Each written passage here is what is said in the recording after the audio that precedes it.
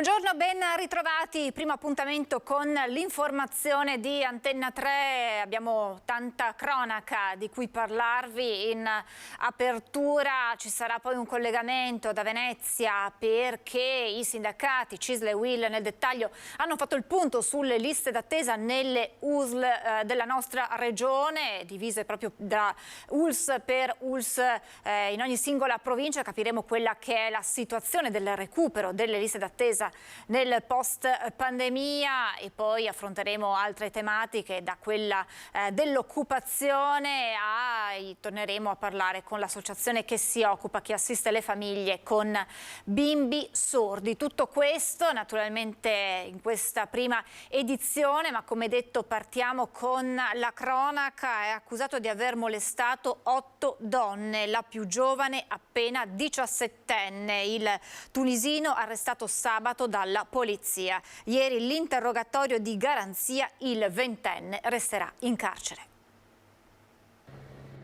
Si è avvalso della facoltà di non rispondere il 20enne di origine tunisine, accusato di violenza sessuale.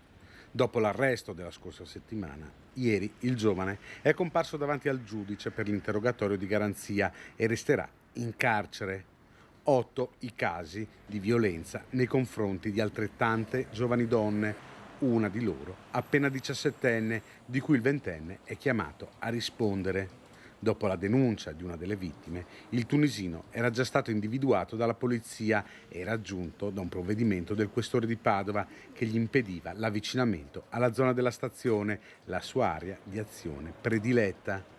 Nonostante questo, il tunisino, irregolare in Italia, aveva violato il provvedimento, continuando anche a commettere abusi nei confronti di giovani donne. L'ultimo, la scorsa settimana. Arrogante e spregiudicato, questa la definizione degli investigatori. Il tunisino, che è accusato anche di violenza di gruppo, è stato raggiunto da un'ordinanza di custodia cautelare grazie alle testimonianze delle vittime e alle immagini registrate dalle telecamere a circuito chiuso della città.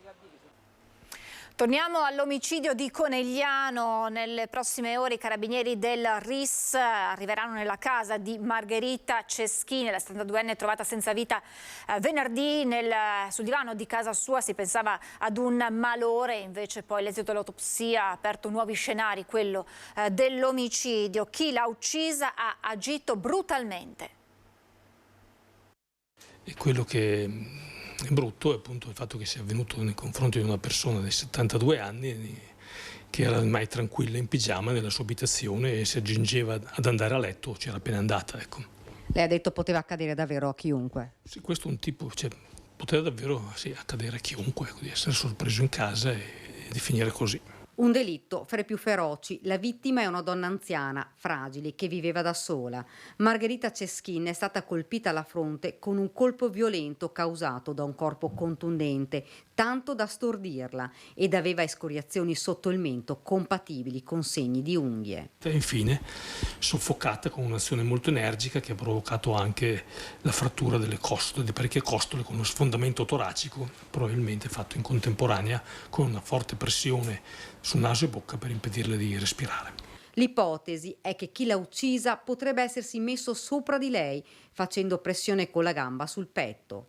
A fare irruzione uno o più malviventi, senza scrupoli, pronti a tutto. L'ipotesi di gran lunga più attendibile è che uno o più ladri siano entrati nell'abitazione della signora attraverso la porta finestra del balcone del terrazzino, si era al primo piano, quindi a poca distanza dal suolo.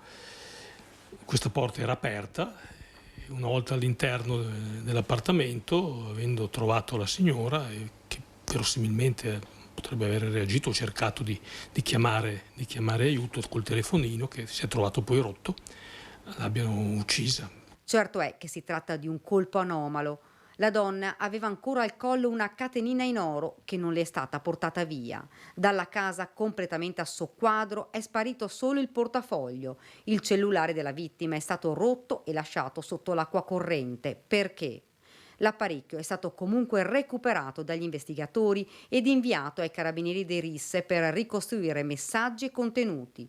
RIS che nelle prossime ore eseguiranno accertamenti approfonditi nell'abitazione di Margherita alla ricerca di tracce biologiche e impronte. In queste ore invece i carabinieri stanno vagliando le immagini delle telecamere di videosorveglianza della zona alla ricerca di fotogrammi che possono aver ripreso i killer, entrati dalla porta finestra aperta sul terrazzo e forse usciti proprio dall'ingresso principale. La morte risale alla notte tra venerdì e sabato, quando è stato dato l'allarme. Margherita è stata uccisa senza nessuna pietà. Le indagini dei carabinieri per verificare il movente, per assicurare alla giustizia l'assassino ed i complici. E allora nel prossimo servizio vediamo quella che potrebbe essere la ricostruzione delle ultime ore di Margherita.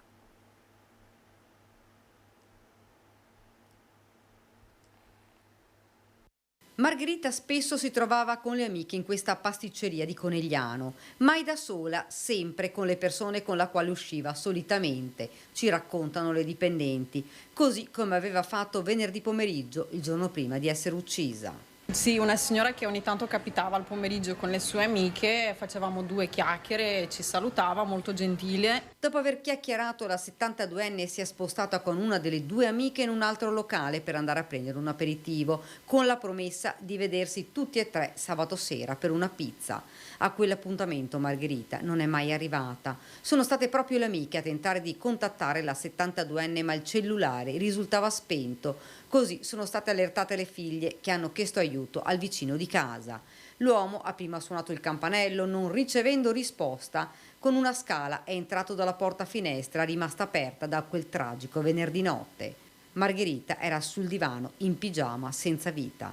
Una notizia che è rimbalzata in tutto il paese. Siamo rimasti tutti scioccati perché non ci aspettavamo assolutamente una ricostruzione di questo tipo. Quello che ci auguriamo oggi, guarda, io sono in stretto contatto con tutte le forze dell'ordine, ovviamente ci scambiamo le informazioni, però la cosa che la cittadinanza si aspetta in questo momento è che le persone che l'hanno compiuto vengano assicurate quanto prima alla giustizia. Non solo, spiega il sindaco, ma bisogna che ci siano delle leggi in Italia che facciano in modo che una volta prese queste persone rimangano in carcere. Poi sul delitto aggiunge: questa è un'escalation di violenza che assolutamente non possiamo permetterci che esista. Il sindaco si è messo in contatto con una delle figlie della vittima. Io ho avuto modo di sentire la figlia questa mattina, mi sono ripromesso di risentirla nel pomeriggio, ovviamente era distrutta dal dolore, abbiamo scambiato poche parole, gli ho portato il cordoglio e la vicinanza di tutta la città, una città che si ritrova veramente attonita di fronte a un atto che non è in grado di riconoscere, di capire. I funerali di Margherita si svolgeranno venerdì 30 giugno alle 11 nella chiesa di San Pietro di Feletto. Restiamo nella Marca, ma ci spostiamo, anzi torniamo a Roncade e torniamo in via San Rocco, perché qui sono tornati a colpire i ladri che erano già entrati in azione proprio nella stessa via solamente 24 ore fa, anzi meno di 24 ore fa. Buongiorno a Luisa Bertini insieme a Christian Demma, buongiorno ad entrambi. Sì, buongiorno a voi, buongiorno ai nostri telespettatori. Siamo a Roncade, dove via San Rocco continua ad essere presa di mira dai ladri da qualche giorno. L'ultimo tentato colpo ieri pomeriggio, con cui poi parleremo con Christian Demma dell'associazione Furti in Corso. Tante le testimonianze insomma, che stiamo raccogliendo, una delle quali di uno dei residenti che proprio l'altro ieri è riuscito a mettere in fuga i ladri mentre tentavano il colpo in casa sua, quindi sentiamo insieme la testimonianza. Sì, Luisa, un attimo solo perché abbiamo un problema con il servizio. Fai pure la prima domanda a Christian e recuperiamo subito il servizio. Dunque, ieri dicevamo un altro tentato furto alle 4:30 di pomeriggio, tra l'altro. Che cosa è successo? Con una moto, le dinamiche? Sì, in realtà sì, ci avevamo già un po' avvisato col gruppo ieri l'altro della notte dell'arrivo dei ladri sulle macchine, e poi potrebbe essere stato in realtà proprio un pre di quello che è successo ieri alle 4:30 di pomeriggio, poi quindi anche un orario abbastanza strano per l'estate, per capirsi. È successo, sono arrivati, la cosa preoccupante è anche il modo che sono arrivati, quindi col passamontagna, tutto quanto un po' sembra quasi... Sì, perché ricostruiamolo, sono arrivati in moto con il passamontagna, hanno suonato il campanello, esatto. Non hanno trovato nessuno e poi sono scappati. E poi sono scappati, quindi è un indice di allarme ennesimo purtroppo a Roncade, che è brutto da dire ma iniziamo a essere sempre abituati. Ci avevano saltato Roncade con quest'inverno e adesso sembra che stiano recuperando il da farsi adesso in estate, quindi è veramente importante che ci si trovi delle soluzioni, perché vuol dire che qualcosa si sta facendo ma che non basta quello che stiamo facendo ad oggi per prevenire queste situazioni. Ecco Luisa, siamo in grado di vedere il servizio. Luisa, siamo in grado di vedere il servizio. Ecco, allora guardiamo insieme il servizio con la testimonianza del residente che ha sventato il furto e poi torniamo qua.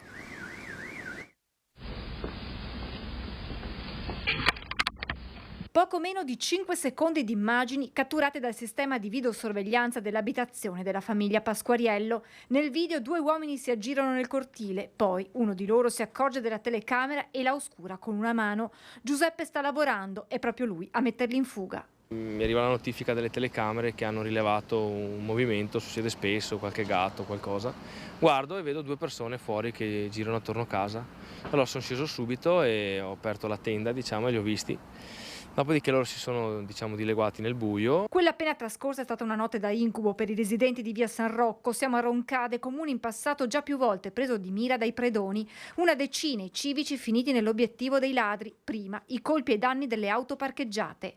4-5 macchine. Le hanno aperte e hanno portato via. Allora, secondo me sono dei professionisti, perché per esempio il mio portafoglio, hanno svuotato il portafoglio e hanno preso solo il portafoglio perché aveva valore, perché era di una marca. Quindi hanno tolto tutte le carte di credito, i documenti, hanno tolto tutto, si sono presi proprio il portafoglio puro. Stessa cosa anche la borsa col computer, non hanno preso il computer e l'iPad, ma hanno preso gli accessori che non sono rintracciabili, perché loro sanno che un Mac piuttosto che un iPad hanno un GPS, si possono rintracciare eccetera, quindi sono dei professionisti, sono andati mirati su cose che gli accessori, tipo mi hanno preso il mouse, mi hanno preso la tastiera. I ladri prendono anche le chiavi di Giuseppe per poi accorgersi che sono anche queste fornite di rilevatori GPS e quindi vengono subito abbandonate nel giardino. Ad avvalorare l'ipotesi che possa trattarsi di professionisti il fatto che le auto non sono state forzate.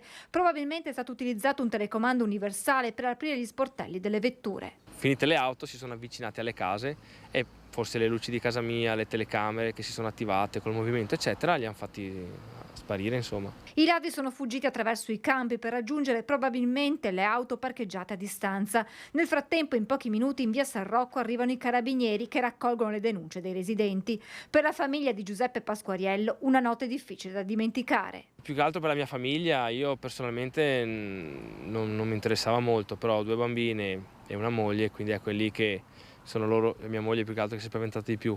E ovviamente non sono uscito perché non sai mai chi ti trovi davanti. Possiamo attivare tutte le cose che vogliamo, telecamere, antifurti, però questo succede, il problema è che non si può fare niente, dobbiamo subire questa cosa qui. Ecco, abbiamo sentito insieme in che modo il signor Pasquariello è riuscito a mettere in fuga i ladri, ma come dicevamo, come anticipavamo prima, ieri c'è stato un altro tentato furto dalla modalità particolare, perché sono arrivati con le moto, hanno suonato il campanello, poi sono scappati. Tra l'altro quella è una zona con tanti campi che insomma la fuga riesce abbastanza facile. Voi come associazione chiedete rinforzi, tra virgolette, quindi fate appello alle amministrazioni? Sì, facciamo appello sia alle amministrazioni locali che sia anche quelle un po' più su. No? Noi tempo fa avevamo lanciato questa idea della task force, dove in caso di arrivo di furti questa task force fatta da carabinieri, polizia e quant'altro arrivasse presto e immediato nella zona, e questo sarebbe stato il caso. Ieri c'era un campanello d'allarme molto importante e oggi si poteva fare qualcosa in più. Ovvio che i miracoli non li chiediamo perché sappiamo, però è anche vero che non ci sono neanche grosse telecamere che vanno a prendere magari la moto, quindi la targa poteva dare una mano tantissimo alle forze dell'ordine nelle indagini e da lì poi riuscire a debellare, anche perché poi abbiamo visto che si sono spostati molto serenamente con la moto a Monastier, quindi a 3 minuti da via San Rocco, e hanno cominciato anche lì. Tanto c'è una segnalazione di un'altra nostra iscritta che è stata purtroppo vittima di un altro furto, quindi bisogna un attimino, io dico, faccio questa battuta, forse ascoltarci di più, no? Come cittadini, visto che le buone idee arrivano sempre poi dai buoni cittadini, e va anche messo sul tavolo senza star lì a vedere da chi arriva l'idea o meno. se è buona va presa in atto. Quindi potenziare la videosorveglianza, il sistema di videosorveglianza, lei dice potrebbe essere anche un buon deterrente? Ma quello sicuramente sì, perché poi tutti dicono ma col passamontagna non lo riconosco, certo, ma con la targa posso ricostruire i movimenti, poi posso capire dove vanno, questo non lo insegno io ma lo insegnano proprio le forze dell'ordine, che la videosorveglianza è la cosa più che può aiutare sia le forze dell'ordine nelle indagini e tutto il resto. Non avendone diventa un lasciapassare libero, loro sanno che via San Rocco è una zona un po' isolata, i campi ci sono, le telecamere non ci sono, quindi diciamo gli stiamo anche facilitando un po' il compito. E poi adesso inizia l'estate, quindi l'acuirsi di questi tentati furti un po' è determinato anche dal periodo. Assolutamente, infatti noi diamo sempre i consigli nei nostri corsi, nelle nostre serate che facciamo con i comuni, di stare molto all'occhio, soprattutto d'estate, quindi non state a postare su Facebook che siete in vacanza, fatevi prendere la posta dai vicini in maniera che non si accumuli, non irrigate l'acqua dei fiori in maniera che non vadano a passare e vedano che mancano, sono le piccole accortezze, no? Che in realtà aiutano, non salvano, perché sappiamo benissimo che se vogliono entrare entrano e poi c'è sempre il problema dell'impunità della legge verso questi personaggi, però cerchiamo di rendergli la vita sempre più difficile, quindi attiviamo questi allarmi, chiudiamo le porte, perché siamo in una zona così, nelle zone nostre del Trevigiano, dove spesso ci si tende ancora a fidare, per fortuna. Il problema è che non bisogna più fidarsi, i tempi sono cambiati e bisogna anche trasmettere queste cose alle persone anziane che sono spesso in casa. Ecco, questa è la preoccupazione che arriva dal territorio e io restituisco la linea allo studio. A te Francesca. Grazie davvero Luisa, grazie a Cristiana Demma, e questo dunque è il punto per quanto riguarda via San Rocco, che sembra essere ormai finita in meno di 24 ore nel mirino dei ladri. E adesso andiamo nel Vicentino con un violento nubifragio che ha interessato ieri la Val Brenta. Una donna è rimasta bloccata in auto in un sottopasso allagato. Una vera e propria bomba d'acqua si è abbattuta nel tardo pomeriggio di ieri sulla Val Brenta. Un'ora di pioggia incessante che ha messo in difficoltà il territorio comunale da Vastagna fino a Cismon del Grappa. La rete di scolo in alcuni punti non ha retto e si sono creati allagamenti. In particolare a Cismone, dove i vigili del fuoco sono intervenuti per soccorrere un automobilista finita quasi sommersa con la macchina in un sottopasso invaso dall'acqua a causa del violento nubifragio. I pompieri hanno recuperato l'auto mentre la donna è riuscita in qualche modo a uscire dal mezzo e a mettersi in salvo. Pioggia ma anche vento, con alcuni alberi caduti a Vastagna, fortunatamente senza feriti. Il sottopasso è stato liberato già in serata e la circolazione stradale è tornata alla normalità. E adesso ve l'avevo annunciato in apertura, andiamo subito a Venezia con la nostra Anna Maria Parisi, che ha seguito l'incontro di CISL e UIL, che hanno presentato i dati aggiornati sulle liste d'attesa nelle ULSS della nostra regione. Buongiorno Anna Maria, buongiorno alla tua ospite. Sì, buongiorno Francesca, sono qui con Chiara Gargiulo, ricercatrice di IRES Veneto. Buongiorno Chiara, che ha condotto questa indagine. Dunque, liste d'attesa, tantissimi dati che sono emersi e tantissimi temi da approfondire. Dunque, l'indagine è stata effettuata dai 3 sindacati CGIL, CISL e UIL su oltre 3.000 residenti del Veneto e, come dicevi tu Francesca, scorporato per tutte le 9 ULSS del Veneto. Monitoraggio condotto da marzo a maggio corrente. Che cosa emerge? Essenzialmente 2 dati, vi do, che poi analizzeremo con la ricercatrice.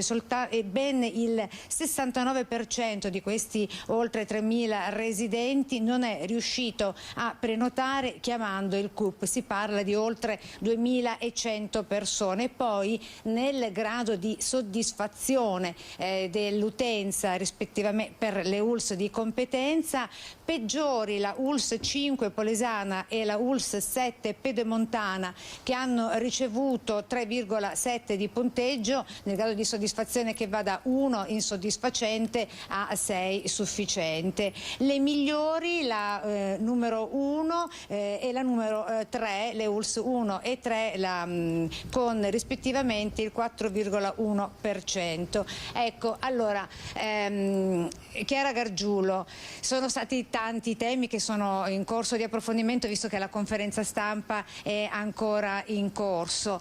Essenzialmente è emerso che sono le persone anziane e i grandi anziani, si è detto, e anche le persone che hanno un titolo di studio basso che rinunciano alle cure.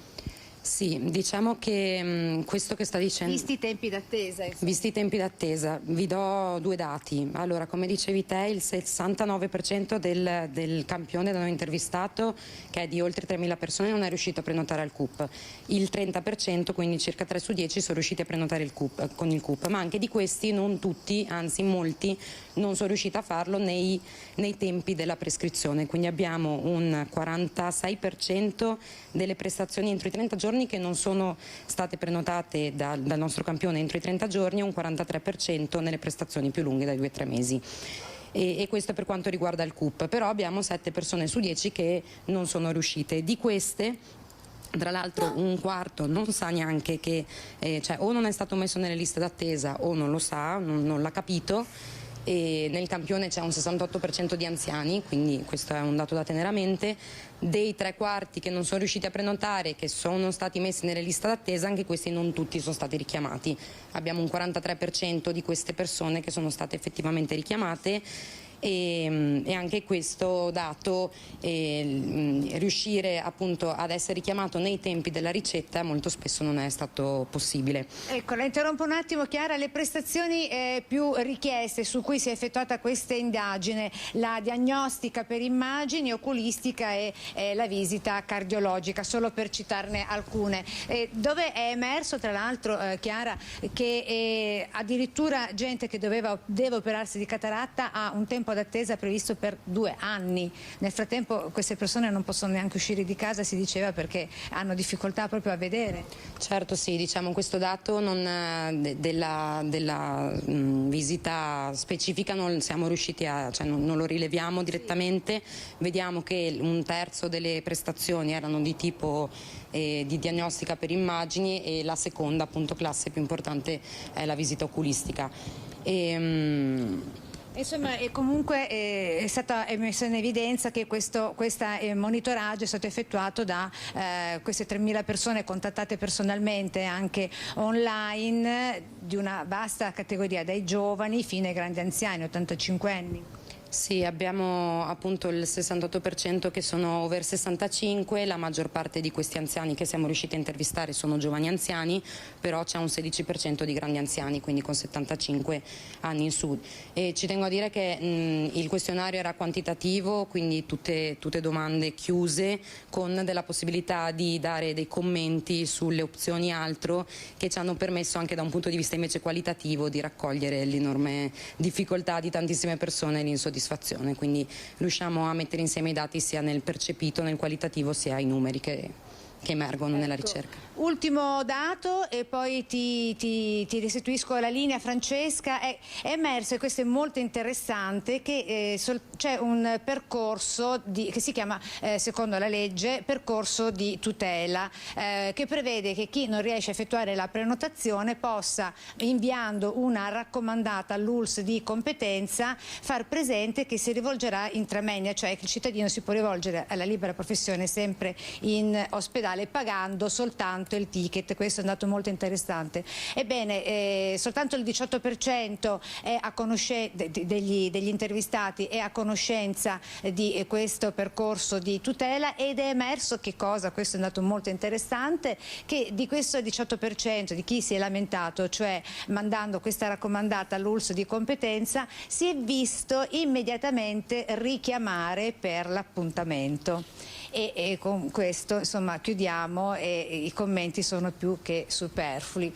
Ti restituisco la linea ringraziando Chiara Gargiulo, ricercatrice IRES Veneto, per questo collegamento e dando appuntamento a questa sera nel corso dell'edizione dei nostri telegiornali per gli approfondimenti con i servizi in merito proprio a queste liste d'attesa. È tutto. Grazie Anna Maria Parisi, grazie alla tua ospite. Insomma, il quadro mi sembra ben completo e ben chiaro per poi, come diceva la collega, tirare tutte le proprie conclusioni. Torniamo alla vicenda della professoressa di Rovigo colpita durante le lezioni da dei pallini di gomma sparati dagli studenti durante la lezione, ripresi naturalmente come spesso accade con i telefonini e poi diffusi via social.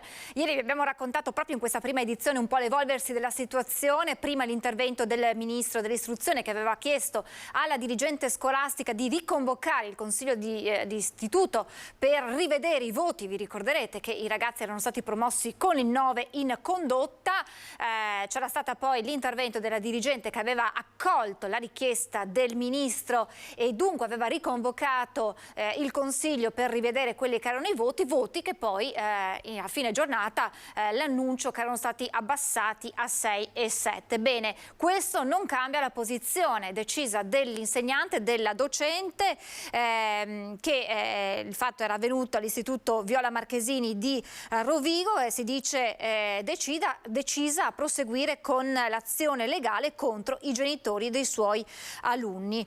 Quanto ha deciso ieri il ministro Valditara, sottolinea l'insegnante, mi ha fatto ovviamente piacere, ma io voglio andare avanti con i miei avvocati per le conseguenze d'immagine che ho subito.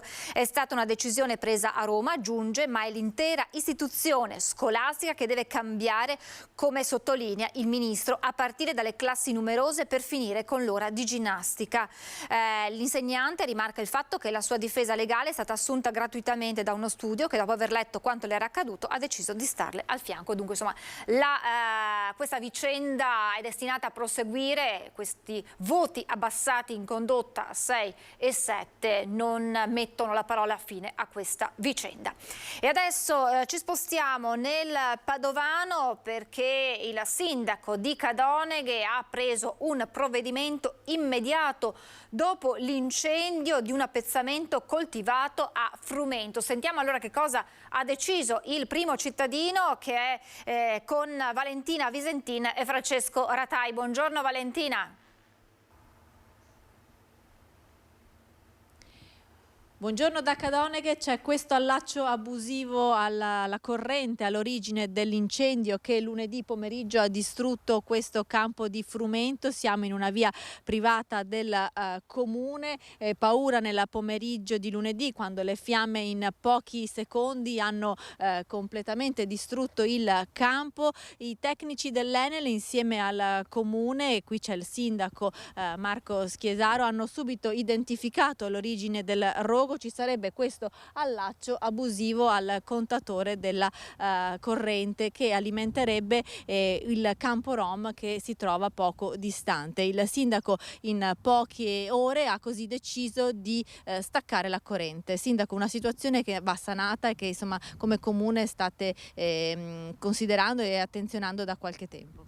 Sì, assolutamente. A Cadoneghe stiamo seguendo una politica che intende contrastare l'abusivismo in tutte le sue forme e soprattutto non accettiamo che nel nostro territorio vi siano dei campi abusivi dove vivono persone. In questo caso dietro di me vedete questo allaccio abusivo che abbiamo scoperto dopo la propagazione dell'incendio. Abbiamo contattato l'Enel, abbiamo verificato fino all'ultimo istante la natura dell'allaccio e abbiamo visto che è un allaccio che non esiste, è un allaccio abusivo e peraltro pericolosissimo per l'incolumità pubblica, e quindi ho chiesto immediatamente all'Enel con il supporto delle forze dell'ordine e della polizia locale il disinnesco, quindi l'eliminazione dell'allaccio. Lunedì, se insomma non ci fosse stato anche l'intervento immediato di un membro della Protezione Civile che si è accorto dell'incendio, insomma l'esito poteva essere ben peggiore, molto più grave, perché a parte le alte temperature siamo in una zona agricola. Proprio così, alcuni non si rendono probabilmente ancora conto della gravità e soprattutto di quello che poteva accadere. Di fianco a noi abbiamo un campo importantissimo, vastissimo, che nel giro di pochi minuti l'incendio sarebbe potuto arrivare fino a Cadoneghe Storica. Proprio in quel momento era in corso la trebbiatura, quindi pensate quante sterpaglie, quanto fieno volava anche nell'aria. Infatti in pochi secondi l'incendio si è propagato fino lì in fondo.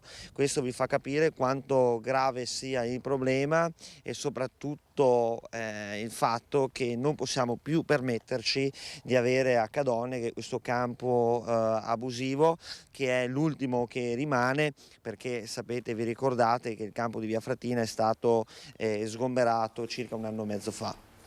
Allora ringraziamo il sindaco di Cadoneghe, Marco Schiesaro, e restituisco la linea allo studio. Grazie sindaco, grazie a Valentina Visentin per questo aggiornamento da Cadoneghe. Noi ci fermiamo, c'è la pubblicità tra pochissimo.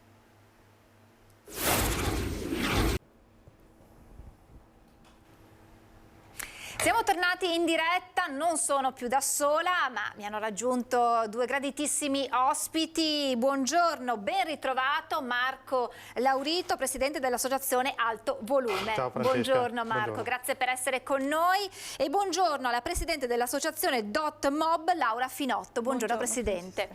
Allora, per chi non avesse seguito qualche mese fa la nostra trasmissione, Marco Laurito è il presidente di questa associazione che affianca le famiglie di bimbi sordi. Esatto. Marco è anche lui una persona non udente e quindi parlerò un po' più lentamente guardando Marco in faccia in modo che possa leggere il labiale. Marco, quando era venuto, ci aveva raccontato delle storie molto forti, ma anche delle storie belle di solidarietà, di vicinanza, e ci racconterà come proprio quella trasmissione abbia in qualche modo fatto evolvere le cose. Che cosa succede durante quella trasmissione? Da casa in molti ci seguono, tra queste persone che ci seguono c'è anche la presidente Finotto, che ascolta il racconto di Marco e della vicepresidente Alessandra Gallina, che ci raccontano di come loro cerchino di aiutare i bambini di famiglie che hanno più difficoltà donando loro degli apparecchi acustici. Esatto. Le difficoltà nel raggiungere questo obiettivo. E la presidente Finotto ascolta e cosa decide di fare, Presidente, ascoltando quella trasmissione? Sì, è stato molto interessante. Premetto che la Dot Mob in ogni edizione del Festival Gaia Jazz sostiene un'associazione che si occupa di volontariato sociale, anche perché crede che il volontariato sia culturale che sociale sia un tassello importantissimo di questo puzzle che dà valore ad un territorio. Stavo appunto seguendo la vostra trasmissione e ho sentito il racconto di Marco ed Alessandra e mi ha colpito proprio quello che loro hanno raccontato. E infatti ho chiesto di incontrarli, è nata subito una simpatia reciproca e abbiamo deciso, ho parlato con il nostro gruppo e abbiamo deciso quest'anno di appoggiare appunto questa associazione Alto Volume, anche perché è importante che Gaia Jazz è un festival musicale, la musica non deve essere una barriera per tutte le persone in difficoltà, anche questo è un messaggio molto importante, anzi deve essere appunto un aiuto e un'occasione per essere migliori e rompere le barriere. È universale la musica, è universale, deve arrivare a tutti.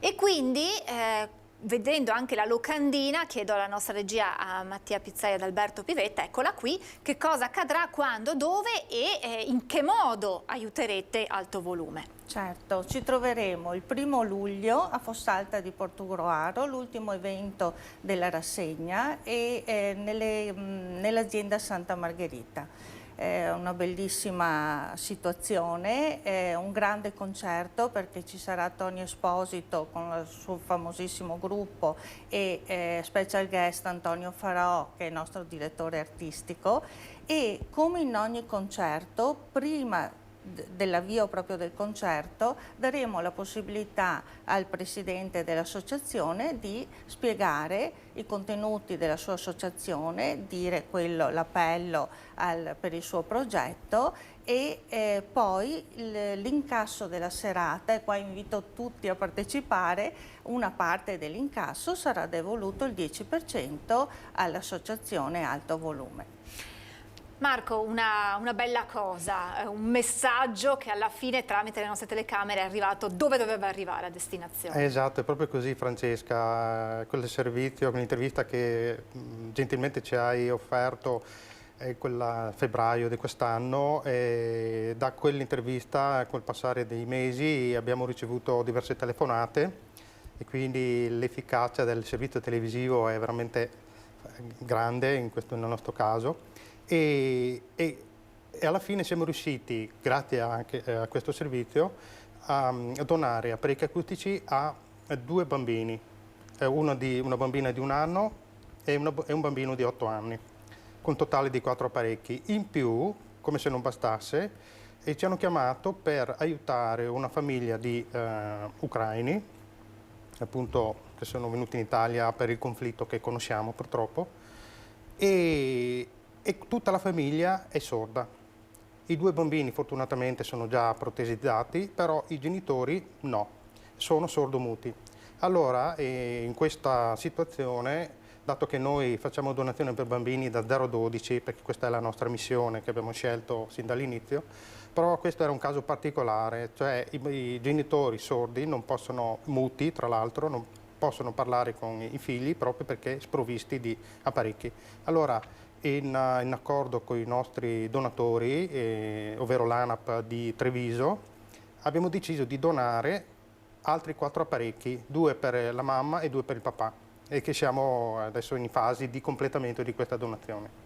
Quindi insomma, grazie. Nostro piccolo siamo riusciti a fare delle belle cose. Dunque, 2 bambini che hanno ricevuto, sapevate, per chi non ha seguito, faccio un brevissimo riassunto, la difficoltà. Allora, l'associazione Alto Volume acquista questi apparecchi, che sono poi apparecchi particolari, perché per ogni bambino c'è un apparecchio ad hoc. Esatto. Spesse volte le famiglie non riescono per questioni economiche, perché hanno un costo questi apparecchi, a fare in modo che l'apparecchio sia modulato a seconda della necessità del bambino, e l'associazione faceva fatica a trovare famiglie a cui donare questi apparecchi, e invece siamo riusciti a donare a questi bambini e in più ad aiutare una famiglia intera, anche perché il papà non poteva conseguire la patente essendo sordo, quindi era limitato anche per il lavoro, per tutto quello che è la vita. Non avrebbe potuto lavorare perché non potendo avere gli apparecchi non poteva nemmeno avere la patente, e quindi questo è un aiuto che ha un valore molteplice, perché oltre a dare la possibilità di lavorare a questo papà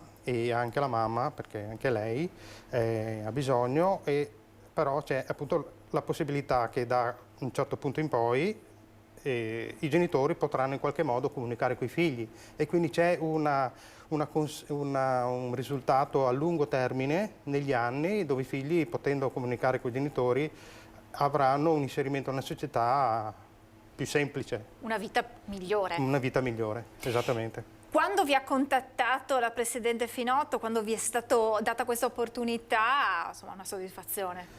Qui è stata una sorpresa che io non ci credevo quando Laura ci ha chiamati, che ci ha raccontato la loro realtà. Ha detto proprio per questo servizio ha generato anche questo contatto con la Laura e l'associazione DotMob di Oderzo, ed è successo anche rapidamente, perché ci siamo incontrati subito, sostanzialmente abbiamo parlato, ci siamo conosciuti, e noi abbiamo apprezzato moltissimo la loro realtà, e ringrazio anche qui la Laura per averci scelto per questa loro donazione. È importante, basta poco per dare una vita migliore a questi bambini. Certo. È il messaggio che deve arrivare a chi verrà poi a vedere il vostro spettacolo. Sì, nel senso che la cultura deve essere a 360 gradi e anche arrivare a sostenere queste realtà, anche perché sono realtà che si conoscono poco, perché naturalmente non è facile farsi conoscere, soprattutto per quello che si fa. Quindi È molto particolare la situazione perché parliamo di musica jazz e ad esempio il 1° luglio ci sarà un concerto che si basa sulla contaminazione e la contaminazione e l'inclusione sono dei temi che la Dotmob segue in maniera molto attenta e da questa nostra predisposizione siamo arrivati appunto a sentirci perfettamente a nostro agio con Alto Volume ad esempio e anche con altre associazioni, quindi abbiamo dato la possibilità, abbiamo dato uno spazio a delle altre associazioni di far conoscere il loro lavoro e le loro missioni. Posso chiedere come verranno poi utilizzati questi soldini che vi verranno donati, sempre per acquistare nuovi apparecchi? Esatto, perché questo è l'obiettivo primario, poi ci sono gli obiettivi secondari, quali appunto la stampa di un nostro libro illustrato che Francesca tu hai avuto modo di dare un'occhiata. Io mi sono avvicinata all'associazione proprio tramite questo libro che racconta la storia di questa bambina esatto. sorda, è una delle tante storie poi di bambini in questa situazione. È corretto. E se posso, vorrei dire che noi abbiamo ancora la possibilità di donare apparecchi per altri 5-7 bambini. Ecco, importante. 5-7 bambini, diciamo una stima così a spanne, proprio perché gli apparecchi, i costi possono variare di molto perché la situazione dei bambini cambia da bambino a bambino. Cioè ogni bambino ha un apparecchio ad hoc e quindi i costi variano. Quindi da 5-7 bambini noi possiamo farcela. Quindi 5-7 bambini, però naturalmente che siano casi che poi verranno naturalmente vagliati dall'associazione, cioè per chi davvero ne ha bisogno, perché ci raccontava la vicepresidente che c'è stato chi ne ha approfittato e quindi in questi casi evitiamo insomma e lasciamo chi davvero ne ha bisogno di questi apparecchi e quindi insomma mettetevi in contatto, eventualmente contattate noi, poi vi metteremo in contatto. Sappiamo che se ci sono delle famiglie che hanno bimbi sordi, che hanno bisogno di un apparecchio e che hanno difficoltà economiche, ci sono gli apparecchi disponibili. Tra le tante chiamate che avete ricevuto, Marco, però c'è anche chi ha ascoltato la sua storia di bullismo e famiglie hanno deciso di raccontare quello che stanno vivendo i propri figli. Ne avete ricevute diverse? È vero, sì. Abbiamo ricevuto in particolare la chiamata di un papà che sta in qualche modo combattendo per il proprio figlio che è sordo e che sta subendo delle forme di bullismo, io oserei dire anche in forma subdola rispetto a quella che subivo io, perché era abbastanza aperta, nel senso percosse fisiche, eccetera, eccetera. Le avevano rotto anche l'apparecchio, ricordiamo. È vero, sì. Qui si tratta addirittura che il bambino è bullizzato e dopo viene trasformato in bullo. Cioè, lo fanno passare per bullo e quindi è una situazione molto particolare, è difficile e il padre appunto ha visto questo servizio nostro e si è preso coraggio, perché qui c'è anche il coraggio del genitore di fare dei passi in avanti per cercare di risolvere queste grosse difficoltà dei loro figli sordi. E quindi ci ha contattati, noi dovremo incontrare il papà nei prossimi giorni e conoscerlo meglio e capire cosa si può fare. Assolutamente sì, purtroppo quello del bullismo è un fenomeno diffuso e purtroppo quando c'è una qualsiasi forma di disabilità ancora di più. Possono cadere vittima questi bambini, ma insomma, speriamo che si possa intervenire, perché poi la vita di un bambino viene stravolta. Lei ci aveva raccontato la sua esperienza e anche il timore magari poi di raccontarlo a casa. Sì, diciamo che si generano una serie di muri, se così si possono dire, da parte del bambino, che vanno dalla vergogna, perché questo è uno sentimento abbastanza diffuso per le persone maltrattate, e al fatto di addirittura non parlare con i genitori, oppure si parla con i genitori non hanno, magari non riescono a gestire al meglio la situazione drammatica del bambino e quindi si generano altre sofferenze per il bambino, e quindi questo per poi andare a intaccare la sua crescita sostanzialmente a lungo termine rimangono delle zavorre che spesso e volentieri non vengono portate più via, che rimangono addosso nella psiche della persona. Il libro che voi avete presentato e che è stato distribuito nelle scuole va proprio in questa direzione, combattere il bullismo nei confronti dei bimbi che hanno disabilità. Sì, il libro illustrato che abbiamo fatto con illustrazioni della illustratrice Anna Marzuttini appunto parla di bullismo in maniera molto edulcorata, perché il racconto è rivolto ai bambini, quindi abbiamo modulato il racconto per loro.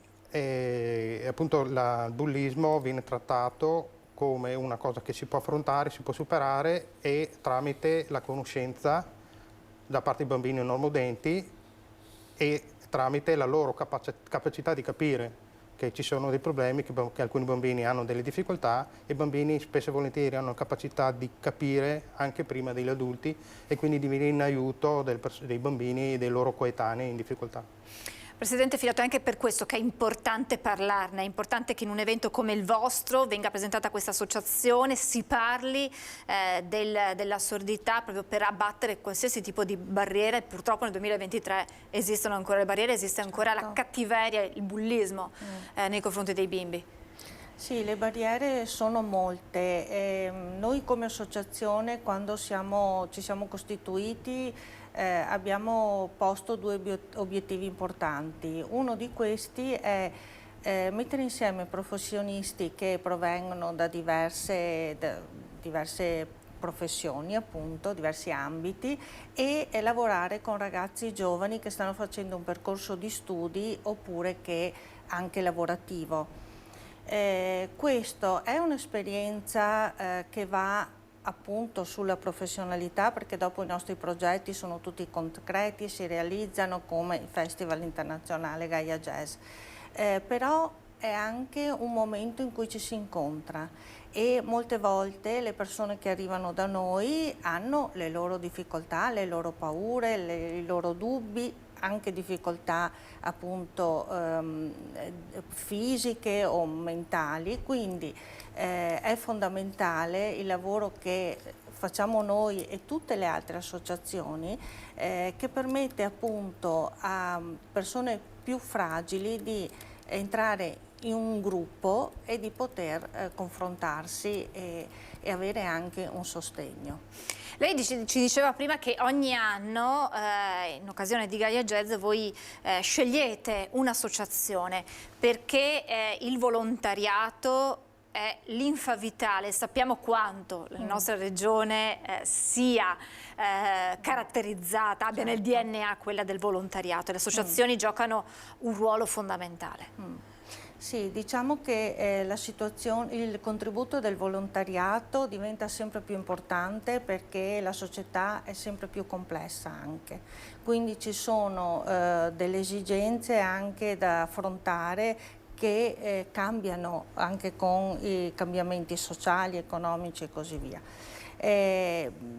Diciamo che le associazioni che noi sosteniamo sono associazioni piccoline, tra virgolette, non ci affianchiamo ad associazioni molto grandi che hanno già un loro percorso ben delineato, una loro comunicazione, una loro visibilità. Cerchiamo proprio associazioni che fanno un lavoro enorme nel territorio vicino a noi, e questo è proprio una scelta che abbiamo fatto fin dall'inizio. Noi abbiamo imparato tantissimo, stiamo imparando tantissimo dall'associazione Alto Volume, perché non sapevamo tantissime cose del mondo dei non udenti. Fra l'altro io ho una carissima amica che ha una bambina che ha questi problemi, anche da lei ho imparato tantissime cose, e quindi questo diventa importantissimo, perché delle volte reagiamo, ci comportiamo con persone disabili senza sapere le difficoltà che hanno. È una questione anche normale di ignoranza nel senso buona. Quindi tutto quello che noi possiamo fare per portare, per ampliare la conoscenza, come lo facciamo con le imprese, ma lo facciamo anche con le associazioni di volontariato che lavorano con lo spirito che abbiamo anche noi.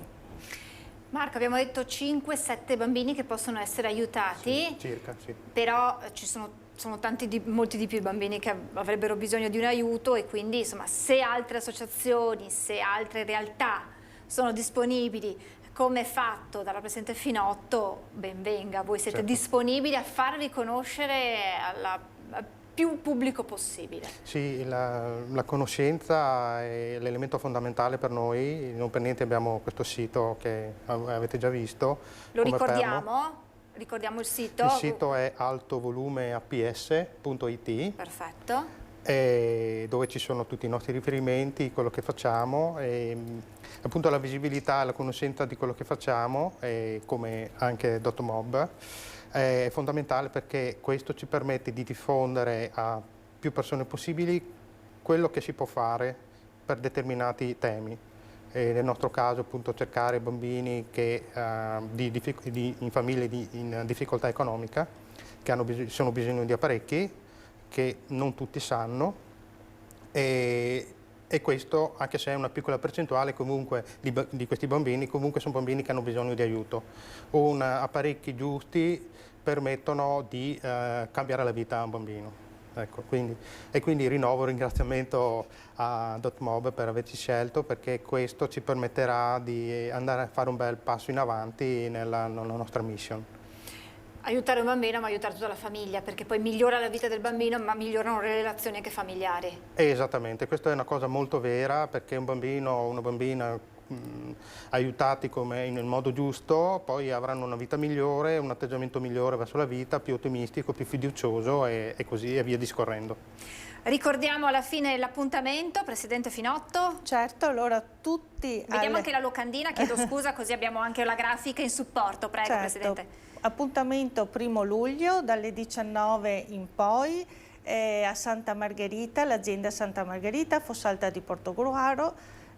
Tony Esposito con il concerto Le Origini, special guest Antonio Farò e tutta la sua band, e ospiti d'eccezione l'associazione Alto Volume, che ci racconterà il suo progetto. E parte del ricavato andrà proprio ad aiutare l'associazione, che a sua volta aiuterà dei bambini in difficoltà. Grazie davvero a Laura Finotto, Presidente dell'associazione DotMob, grazie infinite. Marco Laurito, Presidente dell'associazione Alto Volume, grazie per essere tornato. Grazie Francesca. E noi siamo sempre disponibili ad accoglierli per altri progetti. Grazie mille Francesca, a te e a Antena 3. E grazie a chi ci ha seguiti e che si è avvicinato e ha voluto aiutare questi bambini attraverso l'associazione Alto Volume. Grazie davvero ad entrambi, e quindi l'appuntamento, mi raccomando, Gaia Jazz da non perdere, per vivere una serata di musica sapendo anche che si fa del bene. Grazie ad entrambi, noi proseguiamo con il nostro telegiornale e andiamo subito da Daniele Garbina a Montecchio Maggiore, perché è stata aperta al traffico il cavalcaferrovia di via Battaglia. Si tratta di un'opera complementare, la prima opera complementare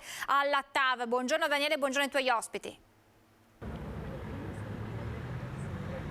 Sì, buongiorno da Montecchio Maggiore, è una bella notizia, siamo in compagnia del sindaco Gianfranco Trappola sì, e del presidente della provincia. Buongiorno.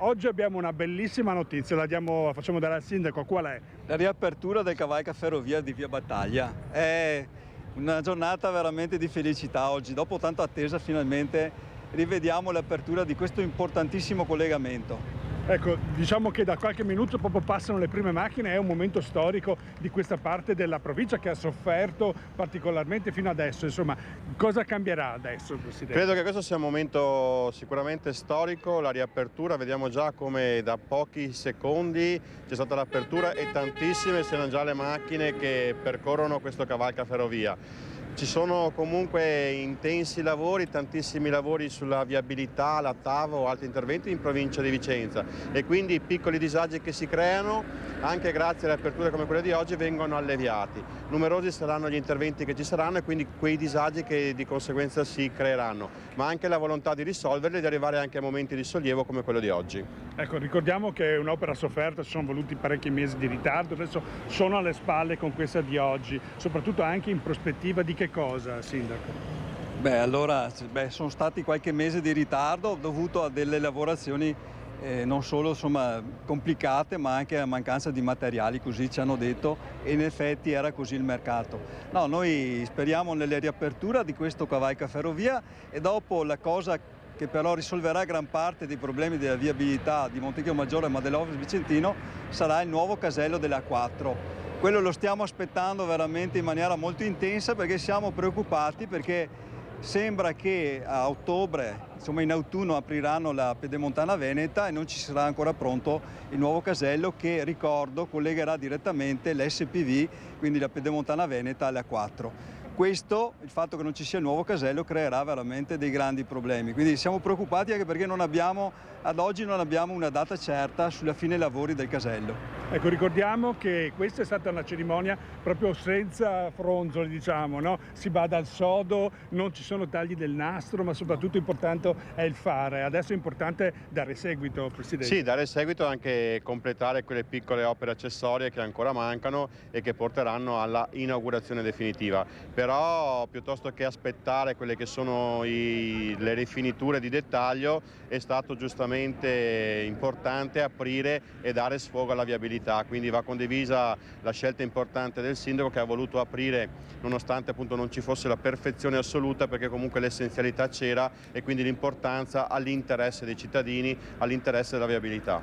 Ecco, benissimo, allora con questo la ringraziamo. Grazie a voi. Ringraziamo anche il sindaco con questa notizia. Grazie a voi, grazie. Bene, con questo allora restituisco la linea allo studio. Grazie Daniele, grazie ai tuoi ospiti. Importante dunque inaugurazione a Montecchio Maggiore. Siamo alla politica con ancora gli strascichi del congresso della Lega di sabato scorso. Le tensioni restano alte dopo il voto di Padova. A focus l'accusa di Gian Antonio D'Arè. Marcato ha detto si è messo d'accordo con Stefani e molti trevigiani lo hanno seguito. Nel partito il nervosismo è evidente.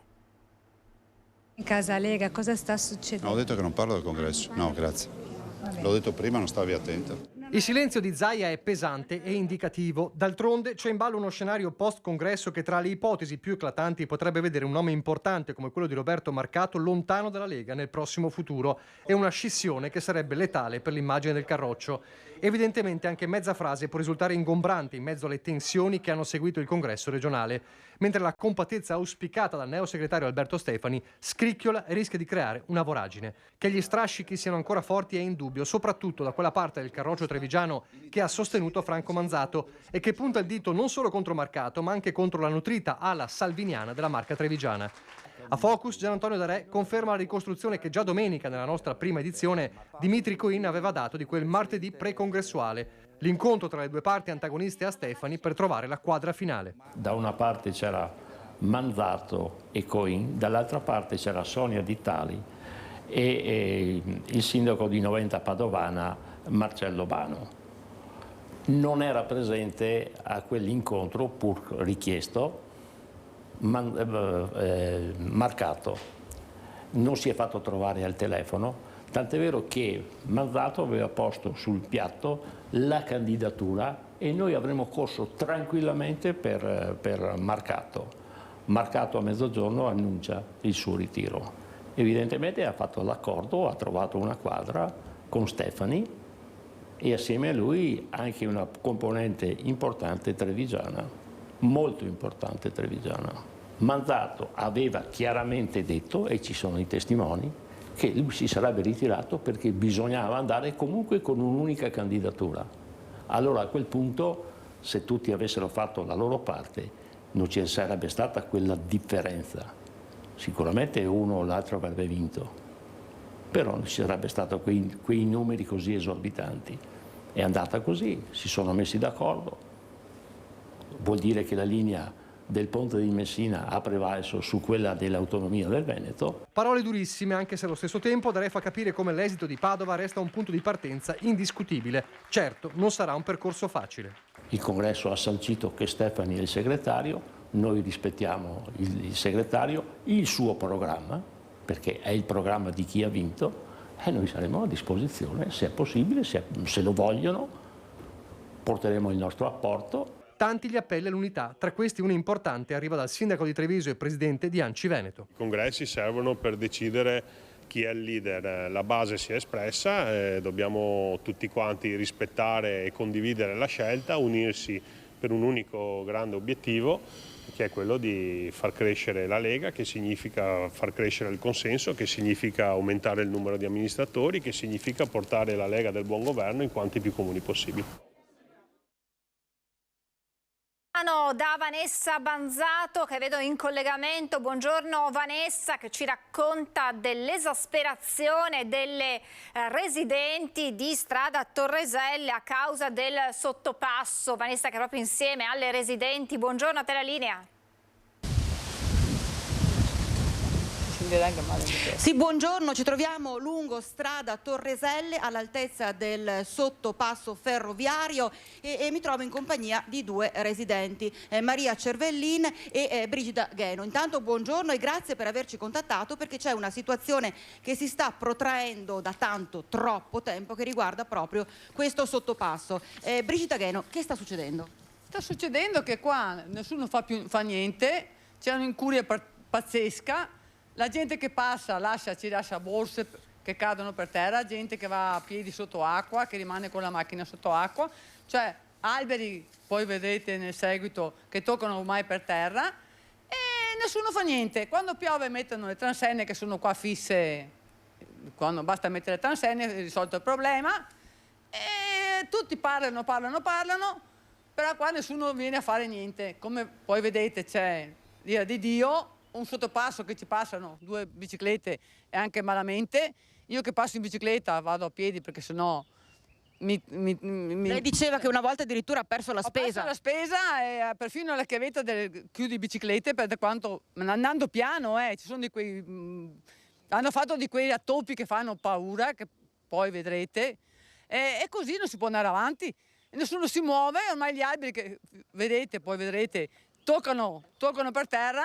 Uno del comune, uno della ferrovia e nessuno fa niente. Continuiamo così? Bene, andiamo avanti.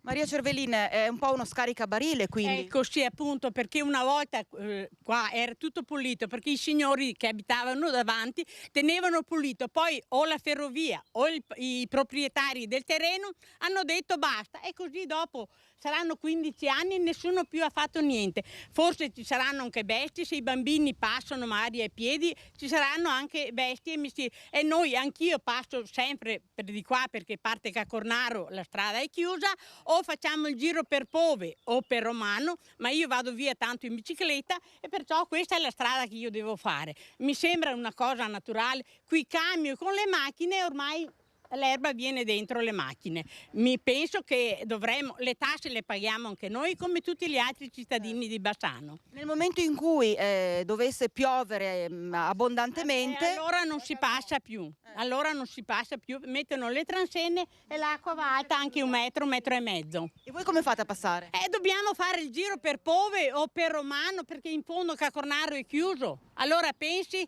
se io in bicicletta devo andare a Bassano, devo andare su Pove e dopo andare su a Bassano o per Romano.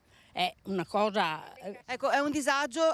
Voi vi siete rivolti in più occasioni anche al comune? Sì, la gente qua, tutti noi hanno fatto tante petizioni, però non si muove nessuno, anche per buchi, rotture, casi.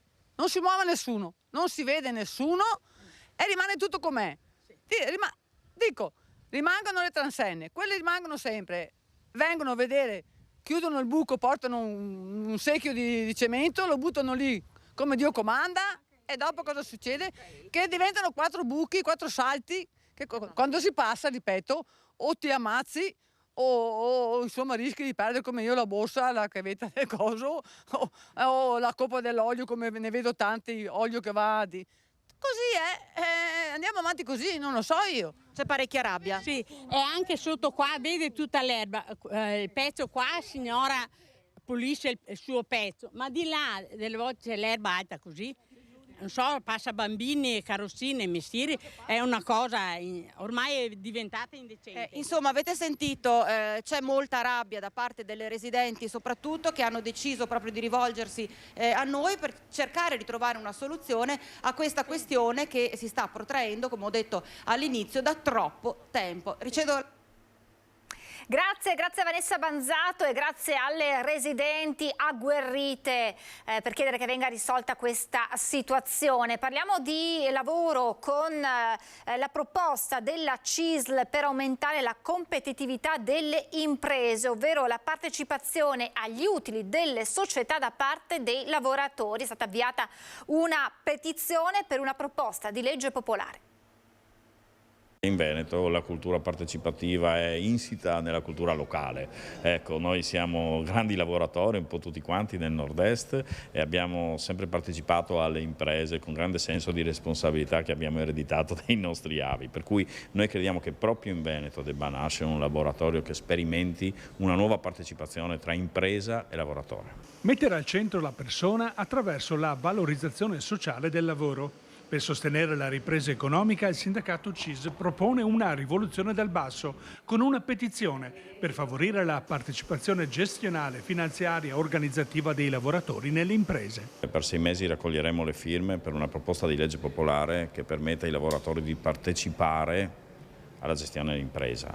Partecipare vuol dire a diversi livelli, vogliamo una legislazione di sostegno che permetta di fare questo. Oggi in Italia siamo indietro rispetto a Francia e Germania. L'obiettivo è dare piena attuazione all'articolo 46 della Costituzione, non con imposizione di una nuova legge, ma valorizzando gli accordi contrattuali esistenti, strumento essenziale per permettere ai dipendenti di essere coinvolti nelle scelte organizzative del lavoro, alla partecipazione degli utili, al capitale dell'azienda, fino all'ingresso dei rappresentanti dei lavoratori nei consigli di amministrazione e di sorveglianza delle società. La partecipazione è assunzione di responsabilità, la partecipazione vuol dire condividere le eventuali ricchezze che si creano, quando si creano, con tutti i lavoratori, e vuol anche dire però gestire insieme, darsi una mano, perché oggi la competizione è fuori dai confini della fabbrica, dell'ufficio, della struttura commerciale. Oggi la competizione è con il resto del mondo e noi dobbiamo creare coesione sociale nei posti di lavoro, perché questo ci può permettere di essere più competitivi e di creare quella ricchezza necessaria a sostenere il nostro welfare. Avviata la procedura per il commissariamento del comune di Selvazzano Dentro. Ieri sera l'ultimo consiglio comunale ha nuovamente bocciato il bilancio di esercizio 2022.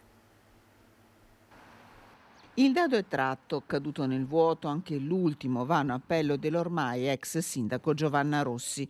Dopo 4 anni va verso il commissariamento il comune di Selvazzano Dentro.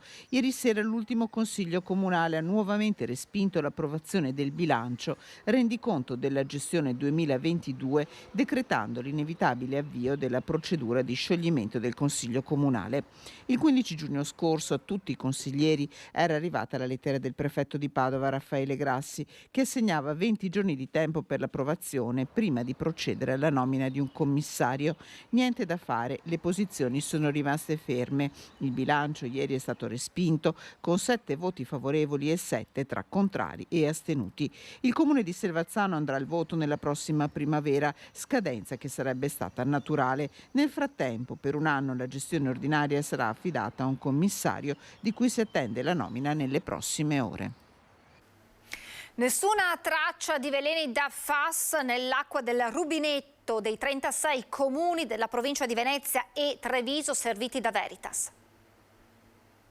Non ci sono tracce di FAS nell'acqua erogata da Veritas attraverso l'acquedotto pubblico, e quanto emerge dalle analisi effettuate dal laboratorio aziendale Veritas nei 36 comuni serviti, dei quali 29 in provincia di Venezia e 7 nel Trevigiano. Analisi effettuate a livello preventivo e per scongiurare che la falda inquinata dai veleni in questione dal Vicentino e dal Padovano non fosse salita fino a Venezia e Treviso, così da Veritas. Specifica come il limite di quantificazione per la ricerca dei FAS, fissata in accordo con ARPAV e con gli altri laboratori regionali della rete Viver Acqua Lab, è stato fissato a 5 nanogrammi per litro e in nessun caso ne sono state trovate tracce. Non ce ne sono nemmeno con i parametri dell'Agenzia di Protezione statunitense, che in una proposta attualmente in fase di valutazione ha individuato un panel di 6 sostanze fluorate. Insomma, le rassicurazioni sono che si può tranquillamente bere l'acqua di rubinetto nei citati 36 comuni, spiega il sindaco di Milano nella veste di presidente dei primi cittadini del comitato analogo Veritas. Noi siamo anche orgogliosi del fatto che come comuni abbiamo deciso anche per il 2022 di lasciare tutto l'utile in Veritas, che provvederà ad investirlo a beneficio dei cittadini e delle cittadine. È una scelta di responsabilità. E quanto emerso nel corso della presentazione del bilancio 2022, chiuso con un utile di 6,2 milioni di euro. 2022 si è chiuso positivamente per Veritas, abbiamo avuto un saldo occupazionale in crescita e i servizi sono andati abbastanza bene. Una clinica nel bosco ad Arcugnano, nel Vicentino, convenzionata con la provincia di Vicenza, dove vengono curati gli animali selvatici feriti per poi essere rimessi in libertà e custoditi, animali che erano oggetto di sequestro penale. Tra le peculiarità del centro, quella di usare anche i droni per salvare i cuccioli in pericolo.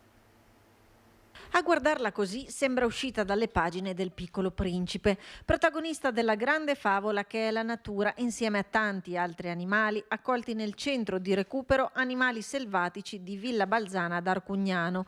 Lei è una volpina di 3 mesi, in cura per una zampina rotta forse a causa di un'auto. Quando sarà pienamente guarita verrà rimessa in libertà.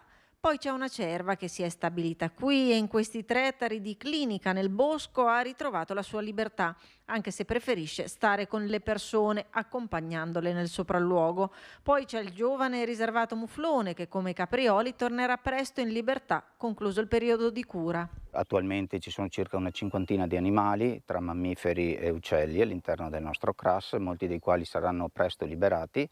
E gli altri che non potranno più tornare in libertà rimarranno stabulati nelle loro gabbie utilizzati per la didattica. Tante le storie di animali selvatici che si intrecciano qui al CRAS, con cui la provincia di Vicenza ha una convenzione per la gestione della fauna selvatica ferita e per la custodia degli animali oggetto di sequestro penale. Tanti volontari, tante persone che amano la natura e che nei momenti di emergenza della natura stessa intervengono per portare questi animali che sono in difficoltà, feriti o in incidenti stradali o in incidenti di caccia, e li portano qui per un recupero.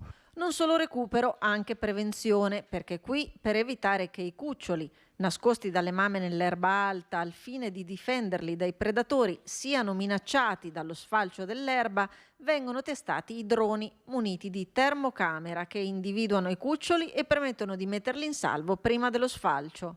Abbiamo fatto una prova una settimana fa con un drone per la ricerca dei piccoli di Capriolo, che è andata benissimo. Si trovano con facilità con un drone munito di termocamera e penso potrebbe essere il futuro per salvare molti piccoli caprioli, e non solo, perché possono essere lepri, possono essere anche altri piccoli animali selvatici che vivono in mezzo ai prati. E adesso parliamo di automazione, di occupazione, di rischio occupazionale. Saluto, lo ringrazio, buongiorno Stefano Garibbo, responsabile dell'area lavoro Confartigianato Imprese Marca Trevigiana. Grazie per essere con noi. Buongiorno e grazie dell'invito.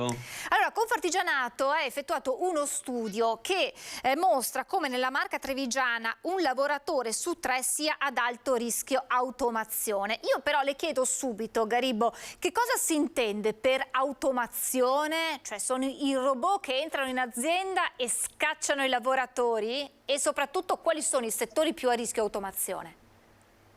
Allora, sulla prima domanda, sì, diciamo che l'automazione già da anni ha fatto ingresso nel nostro mondo del lavoro, ovviamente. Stiamo parlando di una rivoluzione, di una quinta rivoluzione industriale, mettiamola così, perché questi macchinari che a breve potrebbero essere a disposizione del mondo manufatturiero e non solo, sarebbero anche dotati di una capacità decisionale, insomma, rielaborando una serie di informazioni, di fare anche delle scelte. Ecco, questa forse è l'ultima frontiera. Oggi che stiamo parlando c'è una fiera automatica, che è proprio la fiera nazionale dedicata a questo, e mi pare che Fincantieri stia presentando un robot saldatore antropomorfo, quindi che è capace anche di muoversi. Ovviamente dobbiamo sempre immaginare questi macchinari in un mix, per cui poi c'è una cabina che a distanza muove e fa delle scelte insieme all'uomo, quindi comunque integrano delle scelte umane, quindi non stiamo parlando di cose, stiamo parlando di soluzioni di automatizzazione sempre più efficienti, ma che prevedono comunque una decisione finale in mano ad un operatore umano, ok? Quindi questa è sicuramente la situazione. Poi la seconda domanda che mi facevate era legata a quali settori. Ovviamente più è il processo produttivo, tra virgolette, se vogliamo pensare alla mansione, più ripetitiva, più anche faticosa, più labor intensive, più è più semplice e quindi meno specializzata, meno tecnica, è più semplice immaginare, come è sempre avvenuto nella storia delle rivoluzioni industriali, che a partire dai telai meccanici a quello che stiamo pensando oggi, le cose che mostrate voi nel video, ci siano più facili le sostituzioni. Quindi in parte questi robot, questi macchinari hanno comunque bisogno della mente umana per funzionare. Quindi qual è il rischio dal punto di vista occupazionale? Cioè quale potrebbe essere la ricaduta per il nostro sistema lavorativo e occupazionale?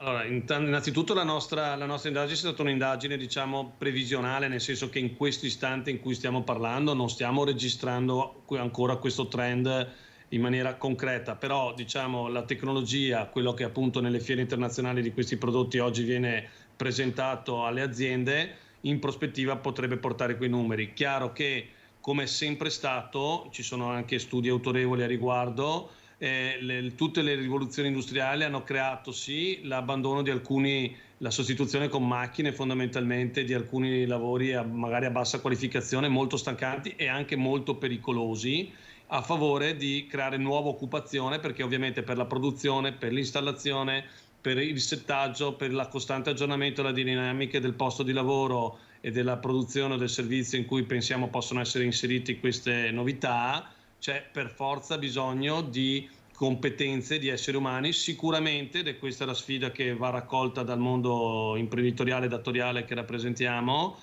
c'è bisogno di maggiori competenze, ci sarà magari più necessità di avere figure tecniche altamente specializzate che oltre a sapere del prodotto finale sappiano anche appunto manovrare da remoto, a distanza, come vogliamo dire, questi nuovi macchinari, quindi sicuramente una sfida formativa per il personale che le aziende hanno in forza e sicuramente una sfida formativa anche per tutto quello che potrà essere il mondo del ricollocamento di eventuali persone oggi non occupate, che dovranno e potranno avere l'occasione di misurarsi su queste nuove competenze. Quindi sicuramente non abbiamo fatto questa indagine perché è sotto gli occhi di tutti, ribadisco anche oggi quello che Fincantieri sta presentando in termini di automazione come soluzioni alla fiera automatica. Chiaramente tutte queste novità vanno nella direzione comunque anche di evitare che lavori pericolosi, stancanti, vengano fatti non da lavoratori, da dipendenti diciamo in carne ed ossa, ma vengono aiutati nelle lavorazioni più complesse, più ripetitive da macchine, ma questa situazione libererà e genererà altra occupazione altamente qualificata, altamente specializzata, che ben si addice tra l'altro alle caratteristiche della nostra provincia, perché se per vero che il dato medio è quello che avete detto voi della nostra indagine, Treviso, attestandosi nella filiera dell'export, dell'alta specializzazione, è già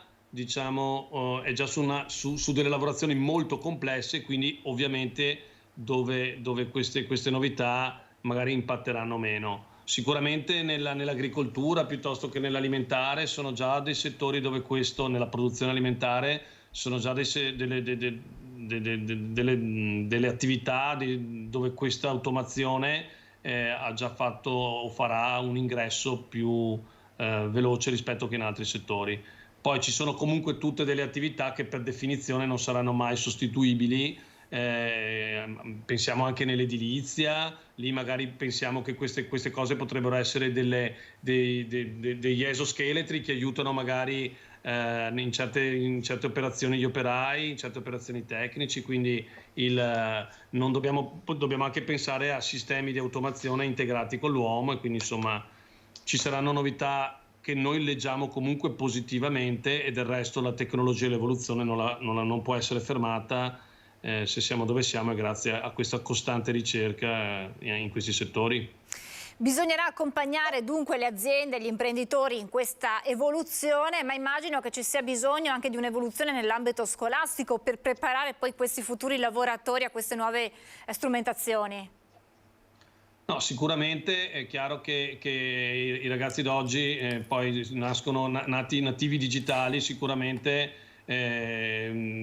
hanno già anche un'impostazione mentale magari ancora più vicina al poter entrare in un ambiente di lavoro dove l'automazione, dove magari mi confronto più sullo schermo, perché poi l'ultimo tratto dell'attività manuale non viene più fatta con le mani, ma viene fatta da macchinari. Quindi sicuramente nelle scuole professionali del nostro territorio dovremo sicuramente sviluppare e intensificare la conoscenza di queste tecnologie. Qui la nostra ricetta non è ovviamente quella di immaginare che in un laboratorio di una scuola professionale possiamo riprodurre queste tecnologie che già che ovviamente sono appannaggio solo delle aziende più competitive, di quelle che riescono a stare sul mercato sfruttando anche queste novità. Quindi rimane sempre la nostra ricetta come Confartigianato di favorire i sistemi duali, cioè con le scuole professionali, con gli IPSI, con gli istituti tecnici, con i CFP del nostro territorio. La parte di laboratorio, e oggi ancora più che mai, stante queste novità, deve essere trasferita in azienda, cioè nell'istituto scolastico restano da presidiare tutte le competenze trasversali, le skill trasversali, tutto quello che serve, però tutta la parte laboratoriale di esperienza su queste tecnologie, ancora più oggi, se mai ce ne fosse bisogno di ricordarlo, deve essere trasferita direttamente nelle aziende, ovviamente nelle aziende più lungimiranti, nelle aziende che avranno la disponibilità, i cui titolari si dimostreranno, come hanno sempre fatto, essere maestri artigiani di nuove competenze sempre più complesse, tutor, utilizzare dipendenti specializzati in questi processi sarà la chiave vincente per contaminare il mondo della scuola a queste nuove tecnologie.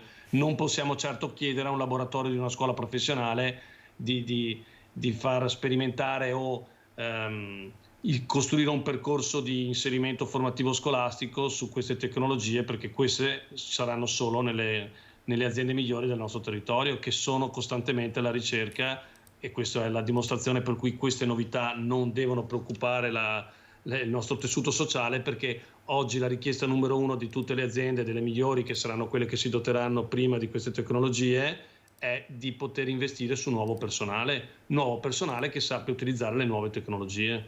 Ecco, quindi noi abbiamo parlato spesso, continuiamo a parlare della carenza di personale all'interno di aziende, insomma di vari settori.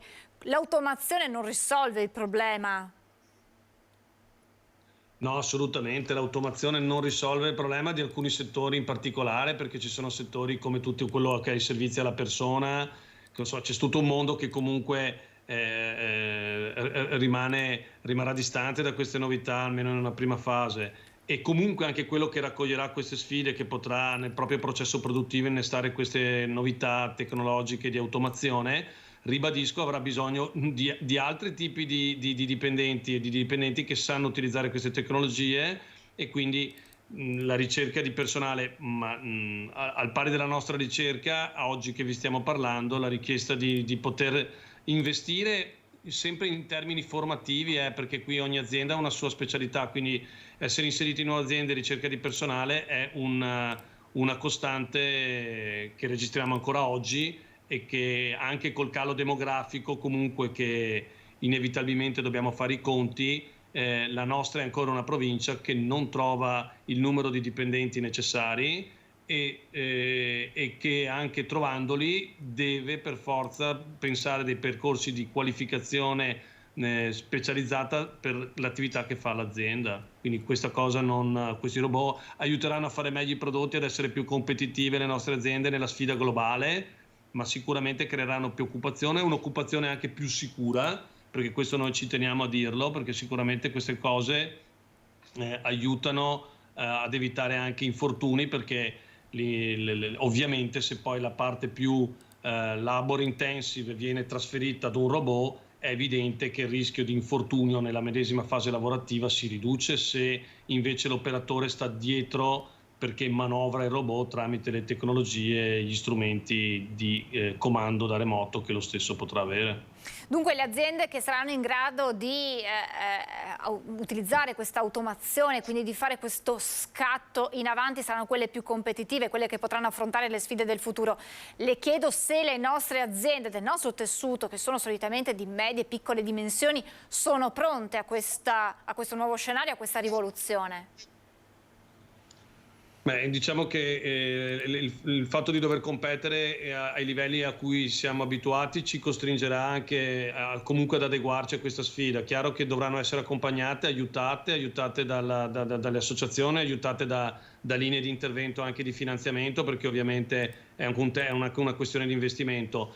Però questa cosa produrrà nuovamente una sfida a rimettere tutti i margini che un'azienda ha sul proprio processo produttivo, sul proprio processo di organizzazione del lavoro. Quindi è positivo che ci sia questa nuova frontiera dove le aziende più competitive rimetteranno ancora più di quanto non abbiano sempre fatto, riscommetteranno, intendo dire, proprio su se stesse, rivisitando le proprie tecnologie.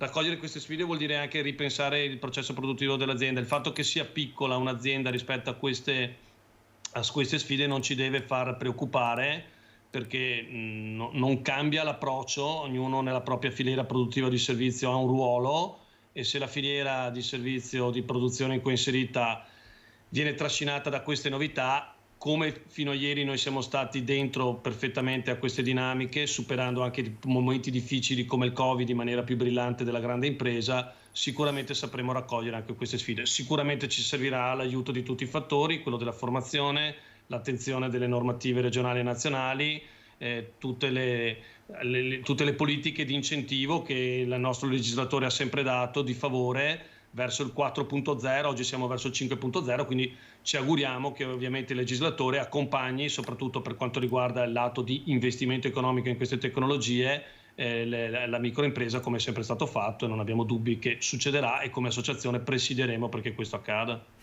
Grazie perché ci aiutate a capire un po' di più. Spesso quando si parla di robot in azienda si immaginano proprio le macchine che scacciano via i lavoratori. In realtà lei ci ha spiegato molto bene come possono aprire scenari di nuova occupazione e soprattutto di un lavoro ancora più sicuro di quello che deve essere la direzione che devono intraprendere le aziende. Grazie davvero a Stefano Garibbo, responsabile area lavoro Confartigianato Imprese Marca Trevigiana, e naturalmente grazie ancora e buon lavoro, e torneremo ad aggiornarci per ulteriori novità. Grazie.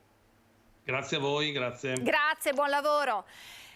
E noi chiudiamo questa prima edizione, adesso c'è il meteo, la pubblicità, e come ogni mercoledì ci sarà spazio con la CGIL, parleremo delle novità legate all'invalidità, alle pensioni, alla legge 104, insieme a Sara Pasqualini, della segreteria organizzativa della CGIL Treviso, e a Valentina Durante, direttrice Inca Treviso. Meteo, pubblicità e poi lo spazio con la CGIL. Grazie e a tra poco.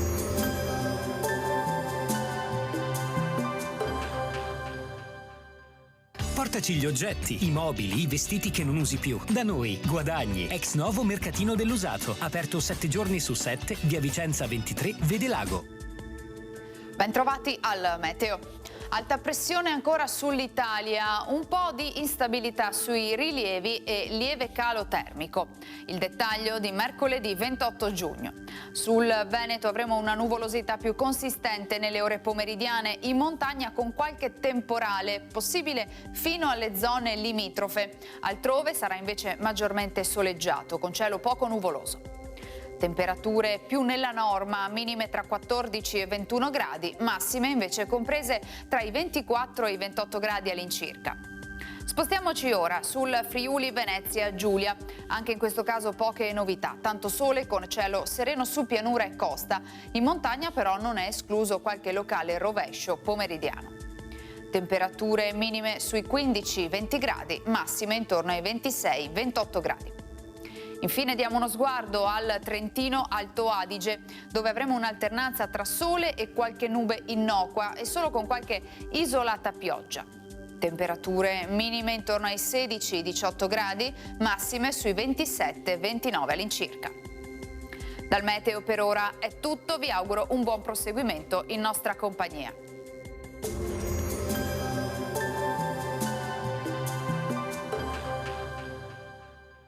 Portaci gli oggetti, i mobili, i vestiti che non usi più. Da noi, Guadagni, ex novo mercatino dell'usato. Aperto 7 giorni su 7, via Vicenza 23, Vede Lago.